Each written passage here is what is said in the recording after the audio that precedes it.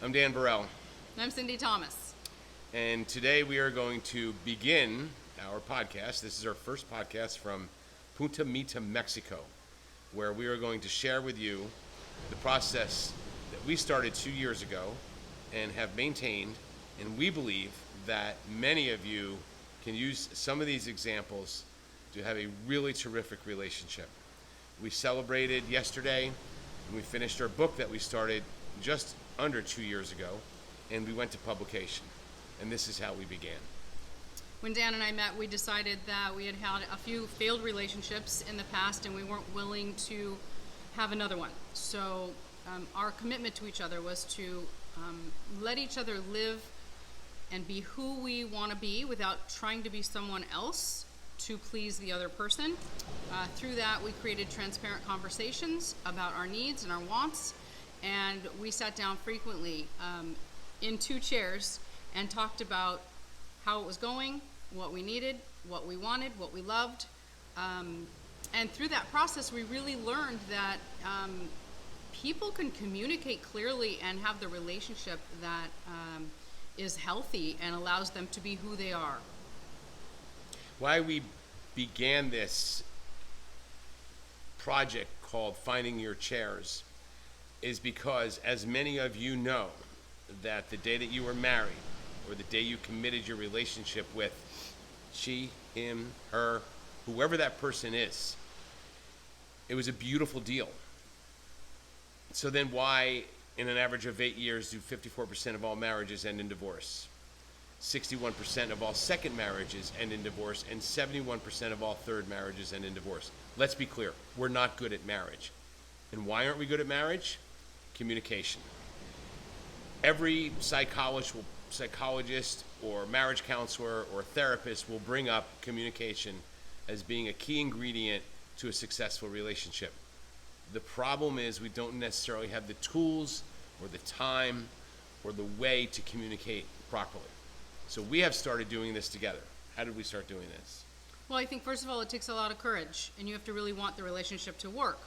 It takes courage to be honest with what your needs are, honest to yourself, honest to your partner, without any kind of fear of the reaction or repercussion from being honest. When Dan and I started this, we had everything to gain and nothing to lose by being very clear about what we needed in a relationship. And those things will evolve over time, and that's where the constant communication comes in and creates that platform for people to sit down, no distractions, have those conversations. We're going to give you some tools regarding the topics you can talk about, the questions you can ask, the answers and reactions that you can give that keep that communication healthy. There's so many reasons why we are in love. There's so many reasons why we adore this person when we first meet them or when we lead up to making a commitment. What happens to all those things? They go away. 6-8 months later, she's saying to him or he's saying to her, hey, who are you? Like, where'd you go?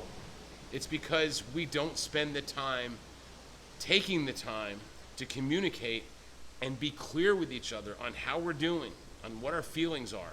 And when we do this once a month by finding your chairs, and you will find the tools on how to do this, what to talk about, you're going to find that that person is still there. They're right there. And Cindy and I, from the beginning, have followed this program. It's how we came up with it.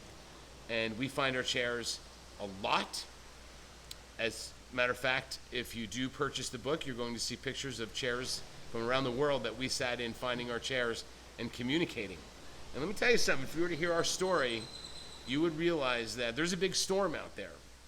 But because of our relationship being as strong as it is, and our commitment to the spiritual world, we are in the center of the storm.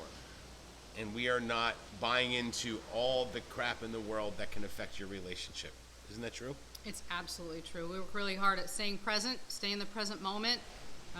Easy to project the future or look back in the past, especially when you're our age. There's a lot of past. So we work very hard at staying present, keeping current topics current, and then moving on once we can. When we have there's a lot of dynamics in our relationship. We are in our 60s, officially. Officially, congratulations. Welcome. Thank you. Welcome to the 60s.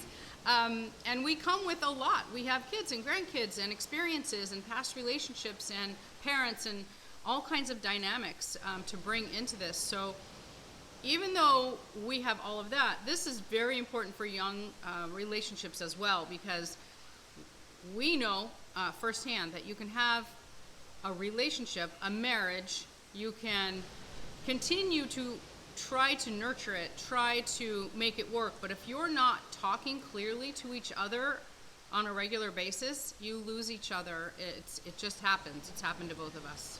If you're an athlete, if you're an actor, if you're a teacher, if you're a student, whatever you are, you cannot continue to be good at what you do unless you practice it, unless it's in your daily, weekly, monthly practice. If you truly want happiness in a relationship and you are committed to it in the beginning and you just find your chairs and go with this program and just pay attention, you're going to be amazed that you didn't lose that woman that you were in love with, that she didn't lose that guy that she fell in love with. They're right there, and you're talking about it. Can you imagine if 1 month after you got married, you sat and reviewed the reasons why you got married and reviewed the reasons why you married this person for what they brought to you, and you did it every month thereafter? You wouldn't forget, would you? But the way we do it now is we get married, we get back to work, things go back to normal. Guess what? Life goes back to normal, and we forget that this is the woman of our dreams because I'm married to her for the rest of my life, right? Not. 54% get divorced on an average of 8 years. So if you're interested, when you make your commitment, maybe you just made your commitment, maybe you made a commitment 20 years ago, but you don't want to leave each other, take a look at this program. Follow this, because you're going to find that you can reignite your relationship and once again get to know who this person is next to you that you want to be with for the rest of your life. One caveat is this: if that's not the person, what do we want you to do? Get the fuck out. Get the fuck out. A quick, poor relationship is a hell of a lot better than a long-term crappy relationship. It's a great program to work while you're engaged or dating, because we all know that you're dating, you're engaged, and the next step is obviously marriage for most of us. This program is amazing at all levels of a relationship, but especially before you walk down the aisle. We both did it knowing it was not the right relationship. So don't walk down the aisle knowing. You have to walk down the aisle with confidence and security. Yeah, in this day and age, we pay a big price for failing at the marriage game. It's a big, big price. It's emotional for you, for your partner or future ex-partner, for your families, for your friends, for your children. It's incredibly difficult. We want to cut to the chase here. Let's figure this out. You know what? If 2 months after you're married, you're clear this isn't the guy, get out. Get out. It's okay. You are much stronger if you get out than you are if you stay in because you don't want to create drama. It doesn't do anything for you. It really doesn't. So while we're at it, how is Punta Mita?